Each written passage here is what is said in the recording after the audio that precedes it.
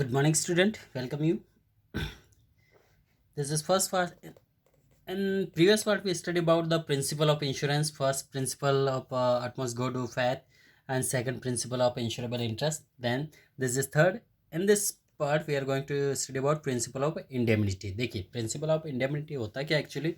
According to this principle, insurance is not a contract of making a profit. देखिए, according to the insurance, जो इस principal के तौर पे जब अपन इंश्योरेंस करवाते हैं तो वो सिर्फ प्रॉफिट के लिए नहीं किया जाता है। ठीक है, the purpose of insurance is bring back the insurer insured in the same finance position as he was before the loss. ठीक है, इंश्योरेंस का मतलब ये है कि जब इंश्योर्ड जो होता है वो व्यक्ति जिस कंडीशन में होता है वो उस लॉस से पहले जिस कंडीशन में होता है उस कंडीशन पे वापस ले आता है इंश्योर्ड। जो कि मतलब आपने 10 लाख इन्वेस्ट किया तो 10 लाख आपको देगी, मतलब तो आप उसी कंडीशन पे आ जाएंगे, प्रॉफिट नहीं होता है इसमें। ठीक है, for an example, a person insured is factory 2 lakh against the fire. देखिए, यदि किसी व्यक्ति ने 2 लाख का इंश्योरेंस करवाया उसके अगेंस्ट फायर, आग के तौर पे। ठीक है, यदि आग लग जाता है, due to fire he suffered a loss of 1 lakh. यदि आग लग जाने के कारण 1 लाख का नुकसान होता है, then the insurer company will compensation him only 1 lakh rupees. ठीक है, 1 लाख ही देगी, and not policy amount that is 2 lakh. देखिए, 2 लाख का करवाया लेकिन 2 लाख उसको नहीं देगी, because the purpose of insurance is to compensation for the loss, not for earning profit. इसलिए जो मेन पर्पज होता है इंश्योरेंस का वो होता है कि आपको कंपेंसेशन दिया जाए जो आपका लॉस हुआ, ना कि आपको एज अ प्रॉफिट दिया जाए। ठीक है, तो ये होता है इसका प्रिंसिपल ऑफ इंडेमनिटी। नेक्स्ट आता है प्रिंसिपल ऑफ कंट्रीब्यूशन। देखिए, प्रिंसिपल ऑफ कंट्रीब्यूशन भी बहुत इंपॉर्टेंट हिस्सा है। The principle of contribution is a corollary of the principal indemnity। देखिए, corollary of the principle of indemnity, according to this principle, इस principal के अनुसार, if a person has taken more than one insurance policy, यदि एक person एक से ज्यादा insurance policy लेता है for the same subject matter, then all the insurer will be contribute the amount of loss and compensation him for actual amount of loss। तो यहाँ पे क्या करेंगे, जितने भी इंश्योरर्स हैं will contribute the amount of loss, compensation जो भी है उसका लॉस हो रहा है सारे मिलके कंट्रीब्यूट करेंगे compensation him for the actual amount of loss, कि इसका वास्तव में लॉस कितना हुआ। Separately he can not claim total loss from each insurer. वो सेपरेटली हर इंश्योरेंस से ठीक क्लेम नहीं कर सकेगा। The insurer contribute to the total loss in proportion to the amount assured by each।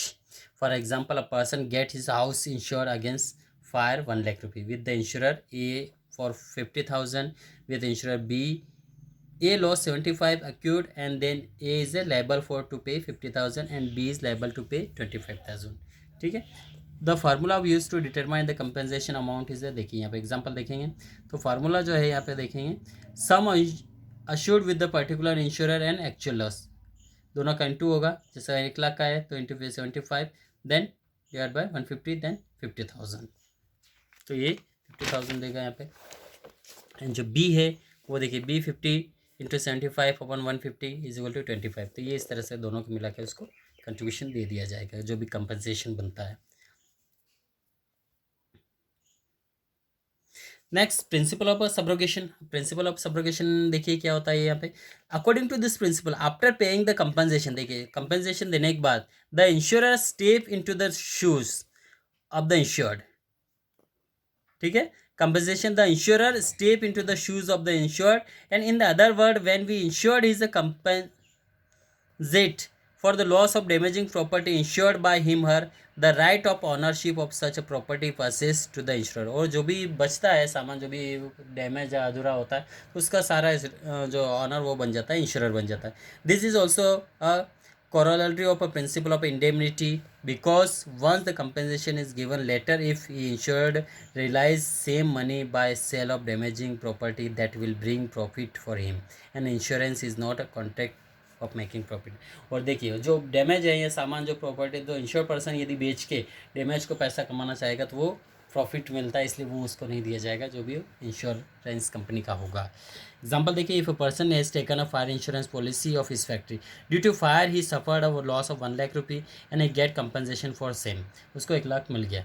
Then later on half of burn goods, देखिए कुछ वस्तुएं अधूरी जल जाती हैं, कुछ पूरी नहीं जलती, were sold by 10,000, then this 10,000 will kept by insurance company, और जो 10,000 वो इंश्योरेंस कंपनी रखेगी, and not by insured because insured has already got full compensation for the loss, और जो लॉस हुआ उसको इंश्योर्ड को ऑलरेडी मिल गया। Principle of cause of proxima, according to this principle, देखिए ये प्रॉक्सिमा जो कहलाता है, बहुत अच्छा पॉइंट से प्रिंसिपल इसका।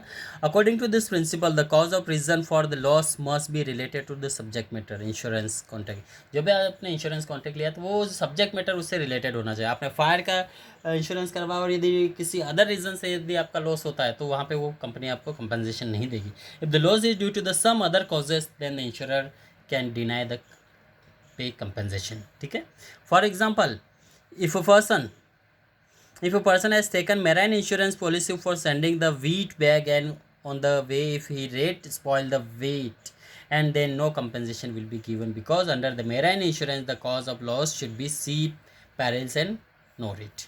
ठीक है, जो भी है वो मेराइन इंश्योरेंस तो उस पर समुद्री पानी से खराब होता है तो उसको कंपनसेशन मिलेगा, अदरवाइज नहीं मिलेगा। ठीक है, अदर कोई रीज़न होगा तो उसको नहीं मिलेगा। यही कहलाता है principle of cost Proxima.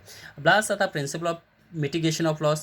According to this principle, the insured must take care of his property on subject matter insurance is the same way as he would take care without taking the insurance policy।